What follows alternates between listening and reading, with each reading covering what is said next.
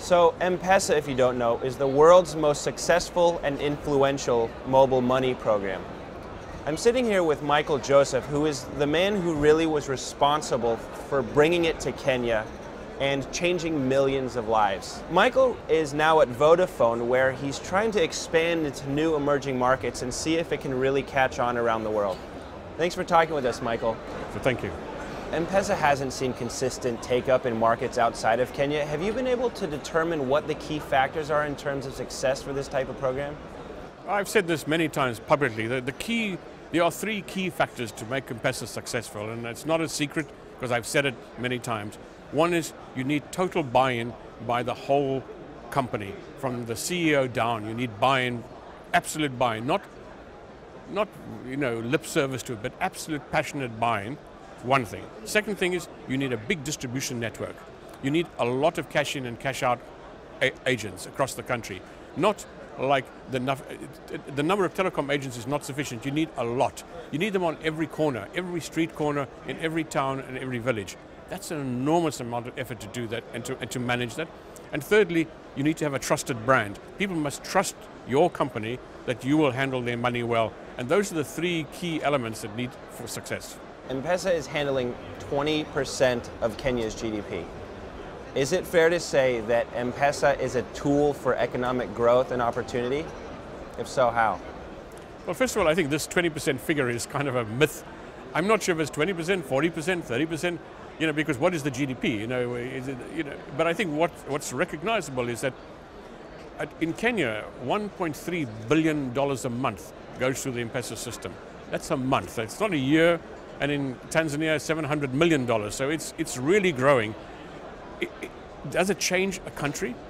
I think the World Bank has done a study and it definitely says that bringing financial services to the poor or to the bottom of the pyramid definitely changes the economic system of a country. And M-PESA does do that. Not just that, but if in previous times, if you look at Africa, a lot of economy is in the gray. In other words, done through cash, not recognized by anything. M-PESA brings all of that money velocity officially recognizable and recordable, so that the central banks, the IMF and people like that can now understand the true economic value of a country, whereas before they did not see all these things. So now they can determine this country is not just by its official receipts, by its official VAT receipts, but by total mobile money transactions. So I think it changes the country for sure. What kind of resistance to mobile money are you hearing from telco CEOs? I don't get any resistance per se, but what is happening in our world, in the telecoms world, because the market has become much more competitive, much more focused on the bottom line, CEOs generally want to spend their hard-earned money on voice and data. That's their fundamental price. Push more voice, push more data, get more out of their existing systems and their new systems. M-PESA for them is a bit of a distraction. It's diverting resources away from the key fundamental basic product. And my job is to try to persuade them to embrace M-PESA. Am I successful everywhere?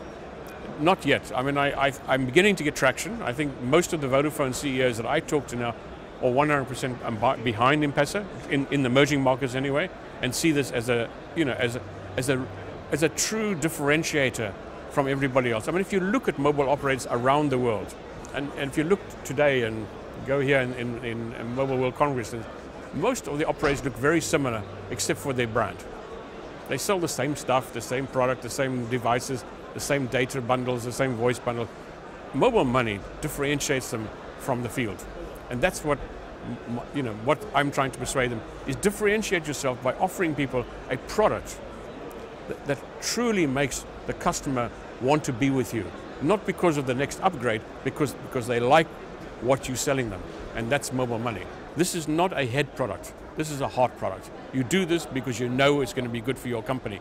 Can you prove it to the CFO and the financial guy? Probably not. But I knew it would be successful. But did I ever think it would be this successful? No. But I'm very happy it was.